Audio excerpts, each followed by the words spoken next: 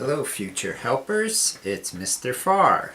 I hope that your April is starting off well. And today we're here to talk about Module 4. So I'm going to jump right in. I have it up here on my laptop. And I'm going to give you some instructions, things to focus on, and then we'll go from there. So I'm looking at the course schedule on Blackboard right now for our course, and you can see basically, if you kind of look at where we've been, we talked about what the problem is, how we're defining the problem with opioids at the beginning of the course, and then we went into the history. How did we get here? There's a lot of different things to consider there.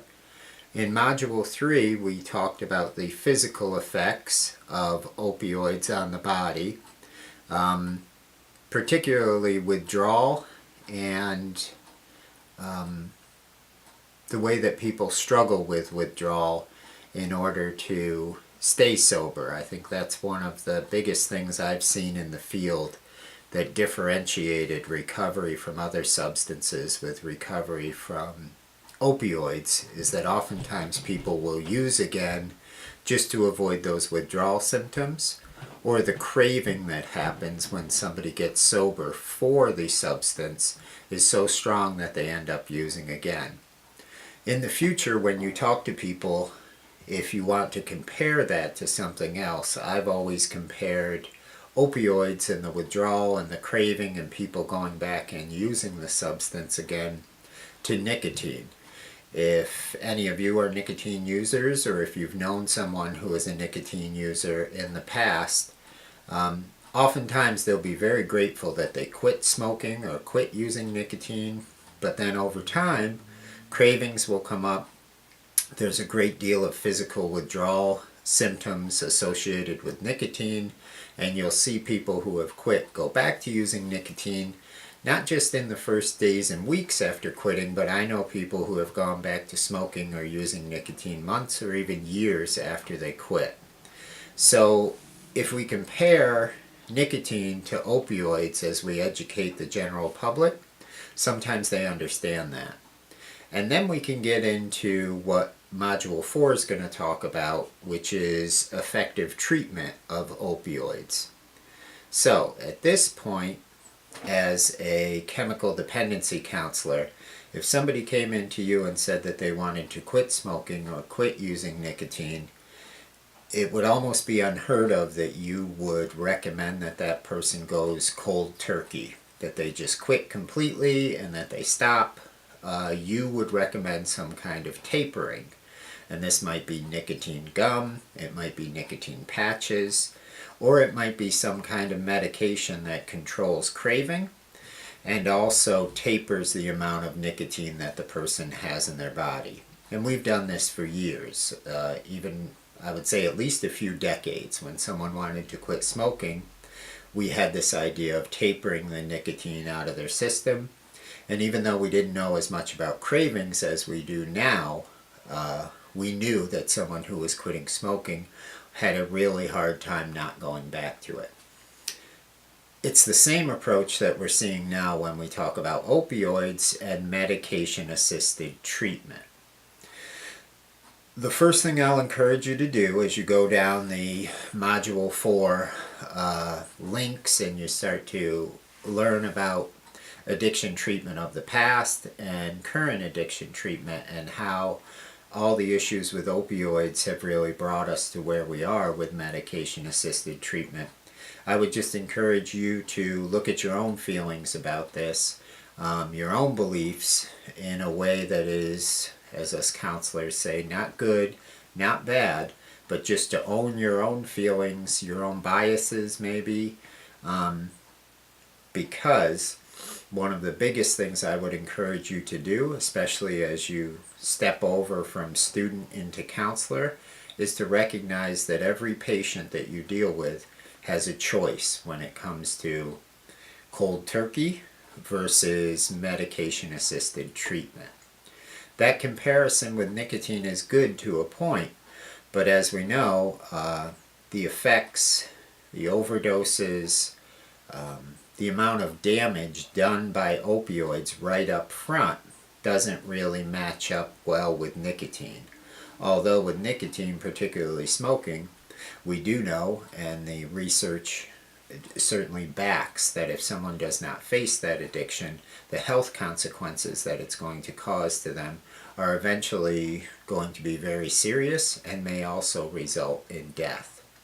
So with opioids, the stakes are higher because overdosing can happen immediately if somebody relapses, not to mention the effects that it has on their family and their life, because I hesitate to say it's a stronger drug, but the way that it affects their life with opioids is probably going to be quicker and more severe, whereas nicotine, it's going to take longer for those physical effects to show up. But the comparison is still good, it's there, and the majority of Module 4 is really going to be encouraging you, challenging you maybe, to open up your mind to why we've gotten to medication-assisted therapy. In no way, and this is just Mr. Farr's kind of perspective on it, does medication-assisted therapy negate the need for older therapy that we have, which would be more abstinence-based. So I guess in my mind, the goal, the end goal for us as helpers might be complete abstinence from addictive or mood-altering chemicals for our patients. But the reality is that all of our patients have a choice associated with that. So as we go down Module 4, and our discussions will also reinforce this, I would just encourage you again to keep an open mind, to remember how we got here in terms of deaths and overdoses and the potency of opioids, but also to weigh in with your opinions on this as well. I've added one link as I looked over Module 4, and that will come near the end. I think in the last week we may have some discussion about it, or I will ask you to read it. But it's about a medication, or at this point, a substance, because it's not legal in the United States, called Ibogaine. As you get ready for that final paper that's coming up in the next module, Ibogaine is something you may want to look into, or you may want to look into other forms of therapy or treatment for specifically opioids that we haven't focused too much on here.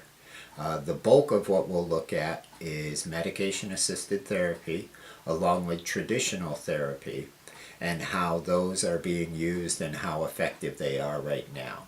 We're going to look at treatment in Module 4, and then in Module 5 we're going to look more back at the war on drugs and the recovery, I like to call it the recovery revolution, but how outside of treatment people in recovery are starting to speak up a little bit more, and because of the opioid problems we're having, we're seeing that a lot of these people in recovery are in recovery from opioids. So that'll be our focus in the next module. Let me look over your assignments, and then that probably will be all I have to say to you for this module. So yes, your assignments as I look through here are about treatment. What is effective treatment? You're going to look at websites from NIDA and SAMHSA, both of which we as chemical dependency counselors look to as the medical kind of formats of where we take our recommendations from and what the medical community is finding works and is effective. So those are in there too. And then there are some links here just to get you to think about medication-assisted treatment. What substance abuse counselors are saying is missing. There's a link in the announcement that came from 2017, but I kept it up here because it's the first time the federal government has declared addiction, but it certainly was fueled by opioids, as a national public health crisis. So make sure you take a look at that, and you can kind of reflect on what's happened since 2017 until now, in your opinion, and maybe what you've seen. Also, there's a link to the governor, and this was last year, I believe, that the governor came out and had some actions and took some steps to address the opioid crisis as well. And the last link that I put up there was about Ibogaine, as I mentioned before. And I just want to get you thinking about that. It'll open a good discussion about medications in general, and where we stand as counselors on that.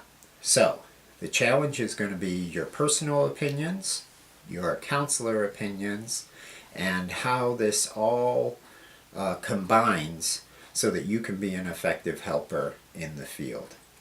I look forward to hearing your comments on the discussion board. Give me about a week to grade the papers from Module 3. I will have your grades for the discussion board up soon. I'm looking them over this weekend. And I think that's it for now. So email me with any questions and keep up the good work. Thanks.